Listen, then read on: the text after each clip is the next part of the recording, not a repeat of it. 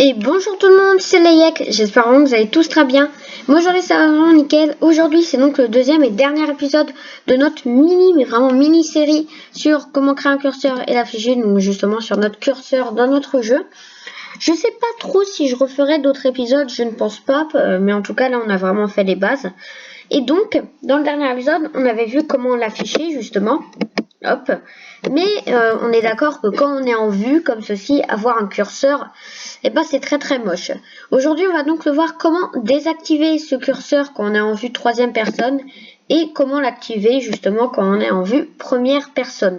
Donc voilà, comme ça, quand on sera en cette vue-là, on n'aura plus le curseur, mais quand on se mettra dans cette vue, on aura donc le curseur.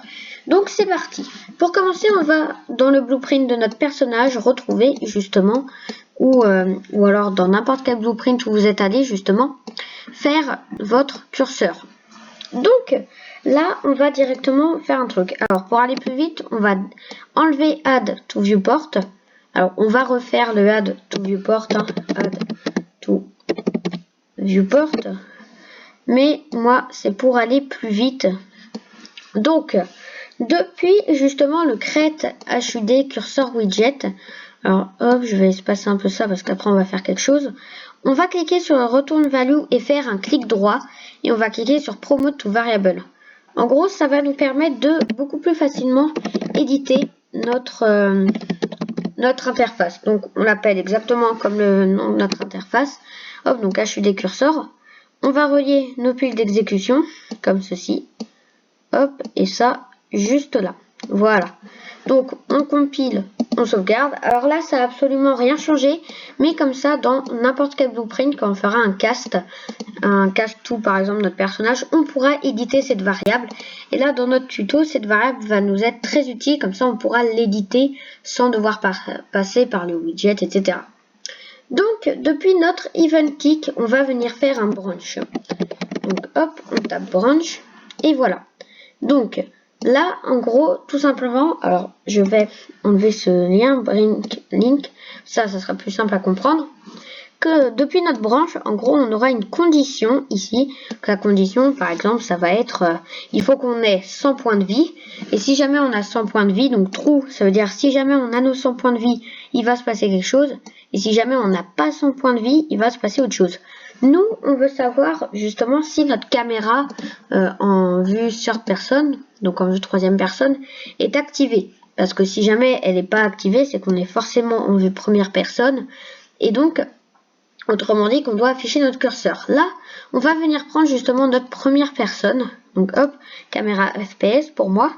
Et on va venir taper un is active. Donc hop, is active. Dans la catégorie activation, on fait entrer et le return value, on va le relier à la condition. Donc là, en gros, tout simplement, quand notre caméra FPS va être activée, il va se passer quelque chose. Voilà, pour ça, il y a directement déjà une fonction développée par Unreal Engine qui permet de savoir si notre caméra est activée ou non. Alors, donc true, donc si jamais on a la caméra FPS, nous, on veut afficher simplement notre curseur. Donc pour ça, notre trou, on le relie justement à l'affichage du curseur, etc. Donc là, ça n'a pas changé grand chose, on est toujours en train d'afficher. Maintenant, false, on n'a pas besoin de mettre qu'on est en caméra TPS, donc troisième personne, parce que si jamais on n'est pas en première personne, on est forcément en troisième personne. Donc voilà, c'est logique. Donc dans notre false, on va venir faire un get widget of class. Donc en gros là ça va permettre de prendre un widget, donc n'importe lequel. Donc nous on va prendre notre curseur, justement notre HUD curseur, et justement là il va se passer quelque chose pour ce curseur. Donc dans notre found widget, on le prend et on va venir faire un remove parent. Alors c'est pas ça, parent, attendez, j'ai peut-être fait une bêtise. Remove parent, voilà. Donc en fait c'est depuis le fil d'exécution, c'est remove from parent. On relie notre found widget avec notre target. Et là tout simplement si on compile et qu'on sauvegarde, vous allez voir, ça va marcher. Donc là nous sommes, alors on attend, hop, on est en vue troisième personne et comme on peut voir il n'y a pas notre curseur. Si je mets en vue première personne, il y a notre curseur. Et si jamais je repasse en vue troisième personne, hop, notre curseur n'est donc tout simplement plus là. Et voilà, c'est déjà la fin de cette vidéo. J'espère vraiment qu'elle vous aura plu. Comme vous pouvez voir, c'est très simple. Et si jamais vous n'avez pas compris, dites rematez la vidéo, regardez à nouveau jusqu'à ce que vous compreniez. Ça, vous saurez le faire tout seul. Là, je peux même vous réexpliquer.